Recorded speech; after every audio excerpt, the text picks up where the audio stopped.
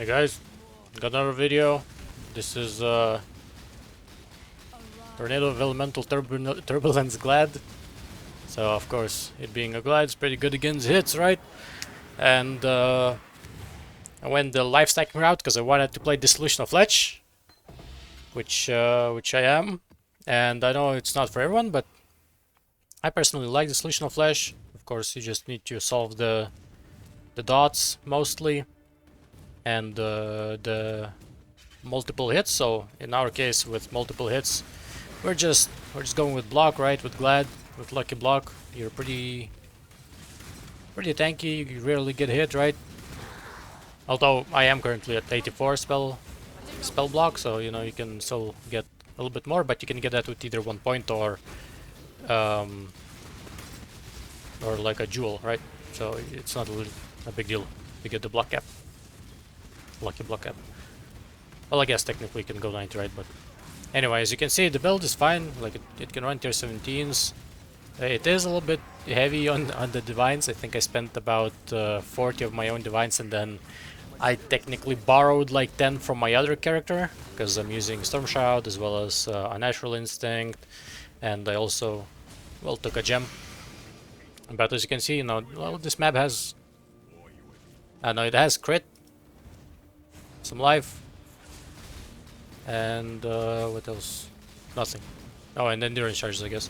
So, you know, the damage could be better on this build, but of course, since this is a Tornado of Elemental Turbulence, that means it's basically a dot with a 4-second duration, right? Well, it's a hit spell, but still, you could count it as if it was a dot, because it kind of plays the same, right? Like you just press it a couple of times, then you can move around and dodge the spells, which is perfect for a Dissolution playstyle. So that is why I decided to go with this thing. And of course, meaning, well, me going Dissolution sort of meant that I'm life stacking if I'm life stacking, so of course I'm playing Respith, right? And they work very well together. But as you can see, you know, let's see the breach. There's a breach in here as well. One cool thing that I did is I added bleed pops to this build. Of course, my only attack is the shield charge. So if you're in a breach or something, you cast a couple of tornadoes, then you shield charge. Of course, when you are doing that, make sure that you don't get hit too many times, right? Like if I stand in here, it's likely that I can just die if you know, too many hits hit me all at once. Which, well, you know, ultimately we are a luck-based defensive layer. But you know, builds fine, plays well. The only issue is dots. To combat the dots, I have nothing. I have nothing. I have this. Cannot be poisoned. That's about it. And my flask. But that is literally it. And as long as you're just like moving around, you know, it's sort of fine. In certain Uber fights, it can get a little bit tricky, right? Like Uber Elder or Searing Exarch, right? So those can get a little bit tricky. I guess Uber Cortex as well can shit up the arena a little bit. But mostly the build is pretty good. I killed Uber Shaper, didn't really try any other ones. Oh no, I did try Uber Elder, but I was like 88, I think, back then, and didn't have all the gear that I have right now. So what I have right now, probably should be able to do it. I did do Uber Shaper, wasn't really a big deal. As long as, you know, you just move around a little bit, you're good.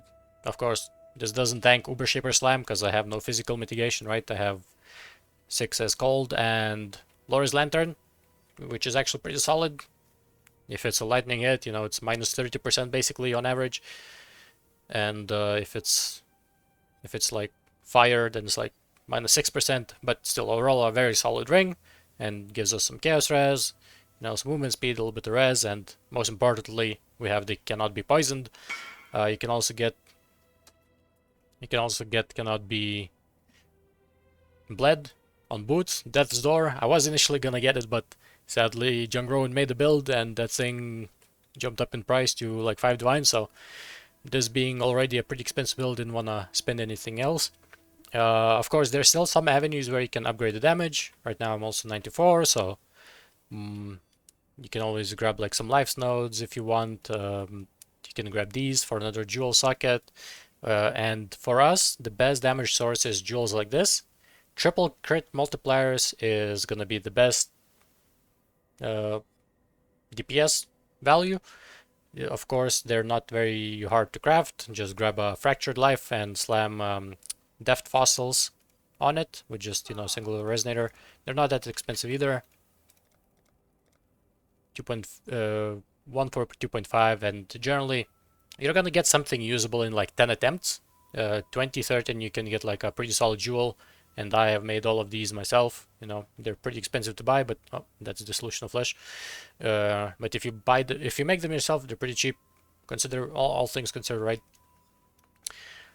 Storm Shroud, obviously, we're getting Shock Avoid from the belt, and Abyss Jewel. Later on, you can go for a Hunter belt for 10%, up to 10% more life. Well, increased life, and get the Shock Avoid on boots, because these don't really do much. You know, we already have plenty of extra, so that extra 4% does like nothing. Action speed is nice, of course, but not mandatory, so you can get that. Spell suppression is rough on this build.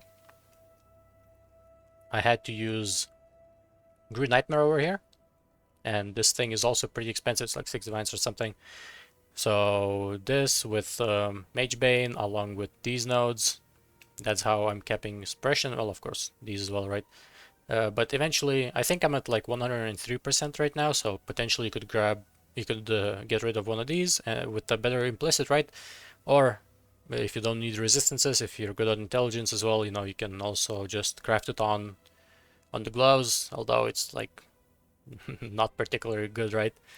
You could potentially go for like hybrid boots, but you do want like the prefixes to be good. Like this is the best example of prefixes on these gloves, right? Like you want as much energy, shield, and life as possible because we're using the apostate. This I had to make myself.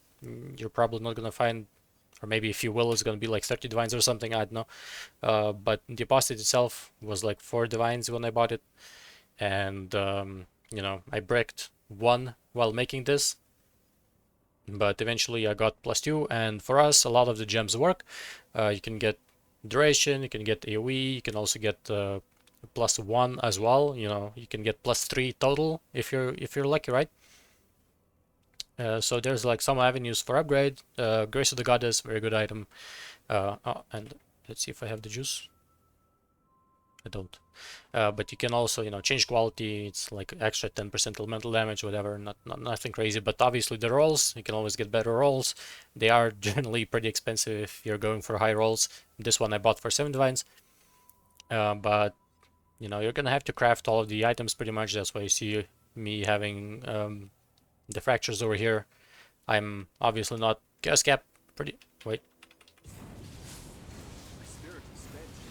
57 gas resistance because we're always on low life, right? Because we're just using Wrathpith to drop our down to 0, and you know, good synergy with Dissolution of Flesh. Very nice, very nice. Dragon Fang, you know, generally a good option. Potentially later on when you get your tornado with, let's say you have Awakened Empowered in here with +3 on here, right? You can swap this out for Ashes if you want, or maybe there's even like some better amulets potentially. Don't know, didn't check, but Ashes could also be nice just for the quality of life. For mapping, for bosses, doesn't matter too much. But you know, past level 30, there's diminishing returns. I mean, still good, right? It's still like +8 or something % of damage. But past 30, you get diminishing returns, so you could potentially swap out the amulet for something else. I do have a Merc that has Hatred. Granted, it doesn't do much, but if you have a Watcher's Eye with base crit chance with Hatred, do use it, because I mean, Herald of Purity is very good. If you can drop Herald of Ash and let's say you get Reservation on Helmet, right, and you slot in Hatred, that would be the best case scenario. You know, instead of well, and you grab Zealotry and Hatred crit, that would be insane, right? So that's a lot of damage. if you can get it, of course, but hatred eyes are like 5 divines minimum, so you know, I just opted out for this because this is also good. It's basically 10% more damage at this point because our tornadoes hit a lot and the enemy is always on consecrated grounds, so it's not a big deal. We're getting frenzy charges from this, of course. While mapping, if you want, you can switch to these nodes over here, but we're getting frenzy charges from here, and Assassin's Mark gives us power charges, and they're still, you know, they're always there basically because we hit so many times, like we're bound to proc, and we have double duration, so you know, all the charges are permanently up. Enduring charges we're getting mostly from block. Potentially you can also use Enduring Cry if you're afraid against, you know, like the bosses you're gonna get insta killed, but you know, that 14%, likely if you got hit by something, that 14% would have either done nothing or you know, you're just dead. Lethal Pride over here with just some DD. You can also opt out for more life if you want. You know, if you're trying to go for a build that can tank Uber Shaper Slam, you're gonna have to get like some armor or something from Determination. Maybe, what's this thing called? Iron Heart, right? Like, you know, potentially could go for that as well if you want some more physical mitigation. I don't really care. You know, I'm softcore, but you know, as is, this build is pretty tanky as long as you're not just, you know, standing in place all the time, right? A Natural Instinct over here gives us a little bit of cast speed because we don't really have access to it too much. Like, this is our only cast speed nodes over here. Potentially with one level, if you want, you can, like I've said, cap out your spell block with this or use a jewel. But like I said, these jewels are very strong. Like a perfect jewel like this with 7% max life and maxed out crit multipliers on triple crit multis is 16%, if I'm not mistaken, damage. So it's a lot of damage. So basically those are your pretty much best nodes, right?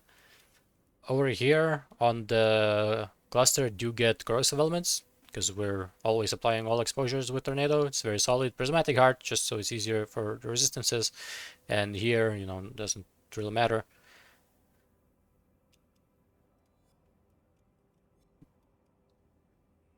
Pain Attunement, obviously. But yeah, this is it. This is the build for the Ascendancy nodes. So, like I said, I went for this because I have shield charge linked with faster attacks, chance to bleed, and accuracy. So I'm not missing. Of course, we only have 40% chance to bleed, but against the huge packs, you can feel the pops. You know, they're very nice, especially for breach. But potentially, you can also, you know, just save one passive point with this if you want, and maybe like use the spell retaliation skill. I don't know. It's up to you, you know. But do get a ring like this with life. It's a lot of value for our build. Potentially cast speed if you can get it right, or resistances. Up to you, whatever you think you need. But yep, that is it for the build. It's pretty solid, pretty expensive, but you know, it's fun and unique. That's all that matters ultimately. And I do have an idea for the next build. It's gonna be a little bit crazy, but hopefully we can make it work. Anyway, that's it for today, and I'll talk to you guys later. Bye bye.